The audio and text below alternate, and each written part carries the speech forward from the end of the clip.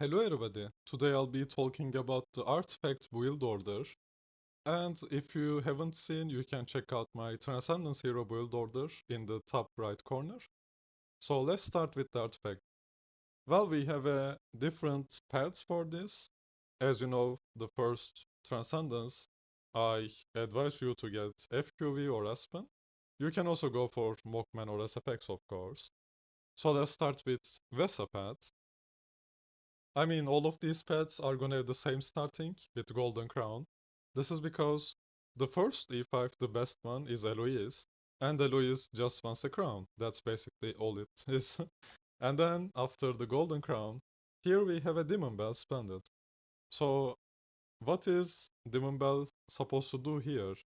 Well, if you are building Vesa as first transcendence, you want her to support your Eloise, right? And Vesa with Demon Bell will just use an active round 1. And Demon Bell also gives both HP and attack. So you are going to be getting a lot of healing and shielding from Vesa. And this will also help like get to another active quickly. That's basically all you want from Vesa. Just spamming her active and shielding up the team. So that's why Splendid Demon Bell is pretty good on her. Now, this is, of course, like homeowner Eloise, so she won't have that many stats, but it is still gonna be out of shields for you. After Vesa, you will be building Aspen, second Transcendence, and now this might be too early to build Splendid Receptor. This kinda depends on your situation, like how fast you are getting Transcendence heroes, and also how fast you are gathering artifacts. Of course, nowadays we get artifacts like every event pretty much, but it's still up to you. So at this point, with second Transcendence Aspen, you want a Splendid Receptor on him. He'll just keep enemies feared all the time with it. It is pretty good on him. And then after that, you want to be getting the second Splendid Demon Bell. Now this is the point where you either build Jahra or Freya as third Transcendence. And if you are going for Jahra, you kind of want the basic energy feed theme, which is 8 Demon Bells, of course, and then Receptor on her. So that's why you want the 8 Demon Bells here. You can split 8 into 3, 3, 2, 2 Radiance and the Glittery, and that will give you a round 1 active, which is gonna be a lot of CC with Aspen and Jahra having Receptors afterwards. So that's why you want the 8 Demon Bells before the Receptor. If you are not getting Jahra's third trance, you can get Freya. With Freya, you will be focusing more on Seal Land, and you won't have uh, Jahra till the fourth Transcendence. So that means you can delay this Receptor for later, and get another Demon Bell here, like a third Demon Bell. So 12 Demon Bells is pretty good for the most of the game. You don't really need 4 that much, and it is pretty reliable energy feed. Or if you don't want another Demon Bell here, if you want to focus on Forest Seal and more, you can get more crowns. I will explain that later. Anyway, after this part, you can get a Melodic Strings. Now Melodic Strings is good on Vesa for clearing Seal and levels. And at this point, you probably want to like you're already past the point where you are using Eloise Homeowner. So you can either go for Vesa with melodic strings for seal and progress, or you can switch to like Aspen, depends on what you want to do at this point. Vesa Homeowner will just do a lot of damage in Star Expedition, and she is like good as long as your team doesn't get one shot. And after melodic strings, you can get another Demon Bell here. Again, this is like the third Demon Bell you are normally getting. If you went for Freya and got another one, you can skip this part. So at this point you will have 12 Demon Bells, pretty good, reliable energy feed. After that you can get an AMB. Well, AMB is good on Vesa like all the time basically because she cannot get hit by crits because of her passive. I mean she can, but you would you would have a lot of crit chance to do that, I think. And like if she is your main homeowner, she'll just be tanky. Of course, you can also use Golden Crown if you want tankiness. But this one gives attack and block as well. So just a lot of damage negotiate. How do you say it? You will negate a lot of damage. Yeah, that's, I guess. And after that, you can get your last Demon Bell. This is the point where you have full energy feed basically. You can use 4 Demon Bells and 2 Receptors on the team. And everyone just uses active every round. It's just perfect scenario for Aspen and Jahra having Receptors. And after that, I mean, Snow Hearts for Void campaign and maybe Dominator, depending on your situation again. Of course, there are some optional ones here as well. So when do you build these optional ones? Well, you see, the Punisher is a good artifact like all around, but it doesn't have the burst of melodic strings, and it doesn't have the long round fights, like it doesn't do more damage than Antler's Cane in longer fights. But a glittery Punisher does almost as good as a Splendid one. So how does that help?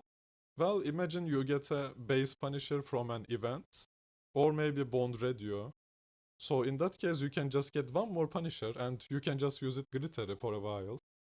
If you want, you can get it to Splendid, of course, but you can also like build it anywhere you want, just a glittery. Pretty good artifact to have. Other than that, we have an MSS here. Again, this artifact is pretty good as a glittery because it will. The passive is you take damage based on your HP. So you cannot take more than 35% of your maximum HP, I believe, at glittery. That means if you have shields from Vesa and also healing, of course, you basically need to get hit by like 6 enemies or like 6 times in a round to die. It's pretty crazy. But again, is it helpful? Maybe in some situations. So that's why if you get a basic one, you can just make it glittery and you can use it basically. After that, we have the Lucky Candy Bar.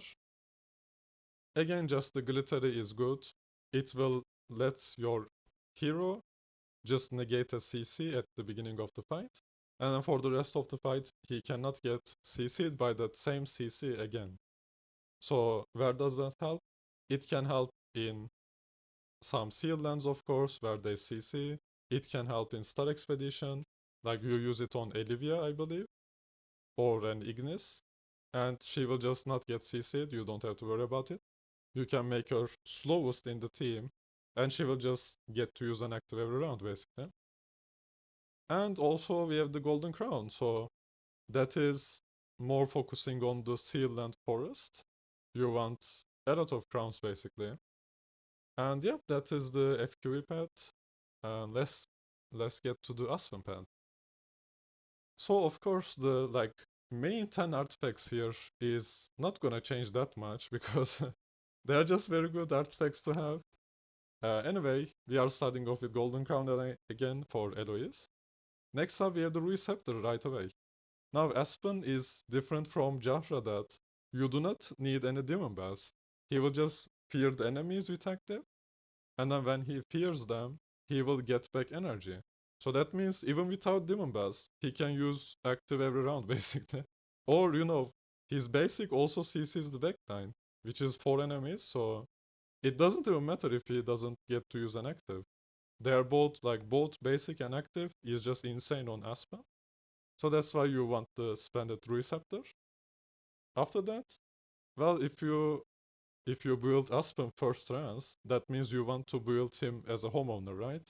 In that case, let's just gear him up a little bit. So you want melodic strings for seal and boss levels, and also like any boss level at all, you can just use melodic. It will just burst the enemies down pretty quickly. Like especially this Star Expedition boss, it can do pretty good in the early levels where you don't die. And also any other boss like Void Ark boss, maybe some puppets, bosses in Realmsgate. It's just a good artifact to have on Aspen. Other than that, we have an AMB here, of course. AMB is a situational artifact. It is good for Dark Sealand as well, so that's why I included it here, like very early on. So it is good in some tower levels against like memes, wall decks, whatever. As long as they have dot or low damage, high amount of attacks, like a Garuda active, AMB is gonna work pretty good. So yeah, AMB is good to have with Aspen main homeowner. And at this point, you have like 3 good artifacts for Aspen.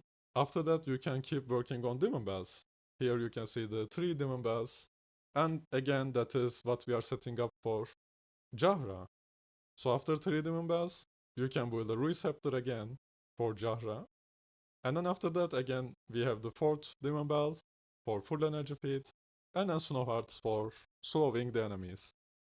Well, Snow Hearts, I included them as last because you kind of want to build it as your last artifacts, after you have everything basically. And then you want to keep building more Snow Hearts. But it is pretty like later into the game, like even end game, to be honest. So that's why it's always gonna be at the end, most likely.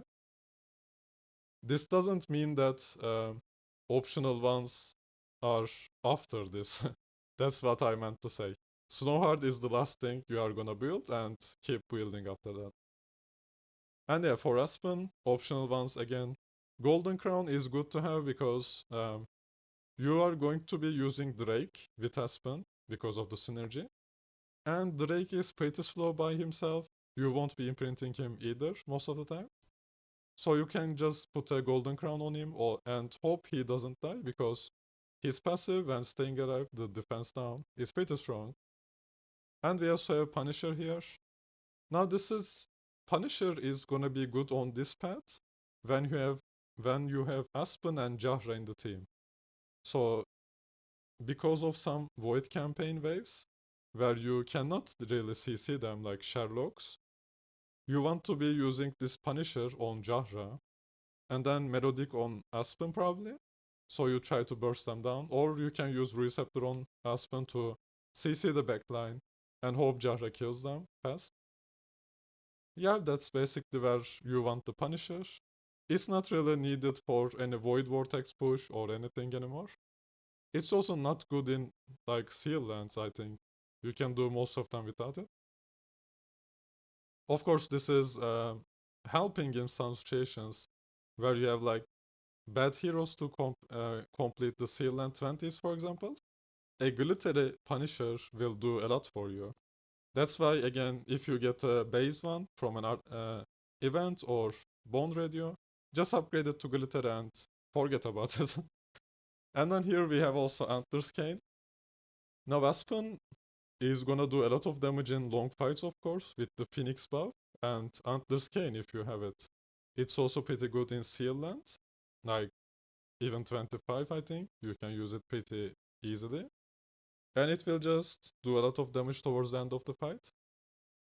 And yep, that is pretty good to have. I don't know at which point you will want it. Again, like the artifacts given nowadays is just a lot. So it's up to you to decide on that. And next up we have the SFX path.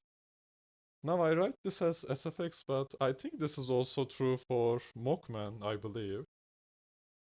So again, we are starting off with Golden Crown, and then we want the Melodic Strings. Now we don't use Punisher SFX anymore. I mean, you can use it to farm Realm's Gate, because you want consistency in Realm's Gate, right? Other than that, MS, like Melodic Strings, is just better in other situations. In anywhere you don't want consistency, like say Tower of Dream, Sealed Land, Void Vortex, Void Campaign, Melodic Strings is just better. And yep, that's basically all there is to it. It also doesn't require like a speed setup, since you can just have SFX go first, and she will use an active round one. Same with Mockman, I think. And yeah, after that you can keep working on Demon Bells. The more SFX actives you have, the better. And the team you are gonna be using is like 2 Rogans, Palora, Ignis, Drake. So you will use the Golden Crown on Drake, and then you'll just use Demon Bells on the other heroes. So yeah, that's why you just build Demon Bells. At that stage, after 3 Demon Bells, you'll be building Jahra probably, and that's why you want the Receptor. Of course, there is also other paths you can take here. For example, if you go SFX first and then Aspen second, You can build this Rui before that, because you don't need the Demon Bass for Aspen to work. But in this one, I am assuming you are building Jahra after the Halora, and then Aspen. So that's why we have the two receptors here.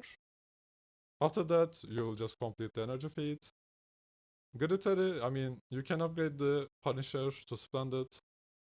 Now this is more like a damage, just do a lot of damage team. So you could use Punisher, Jahra, and Melodic Strings uh, SFX, and just use Rui on Aspen to CC them a little bit. And that is kind of a team you can work around with. And then we have the AMB here at the end. Again, just a good artifact to have all around. Your SFX is gonna have a lot of attack, so this is also good in like Purgatory, I think. I mean, I tried a little bit, it was pretty good. And yep, that's basically all there is to it. And then here are the optionals again. Golden Crown, like it's always an optional. You can just get it if you want to be more tanky in PvP or whatever, like Void campaign. And there is also Antler's here. Antler's is also used in Sealand Fortress. So if you want to be focusing on that earlier, you can get it. And then Snow Hearts, yep. And SFX team uses Rogans in it, so you don't need speed that much, compared to the other teams we are talking about. And by the time you get out of SFX path, like 5th trance probably, at that point you might want to give up on SFX and switch to Jahra Homondra or something. And that is when you will want the Snow Hearts to work. So yep, that is the place where you start getting Snow Hearts. And yep, I think that is all I got. Again, like this is you can make changes around and it's fine. That's all I got to say. Thank you for watching. If you liked the video, leave a like and subscribe, and I'll see you in the next one. Bye bye.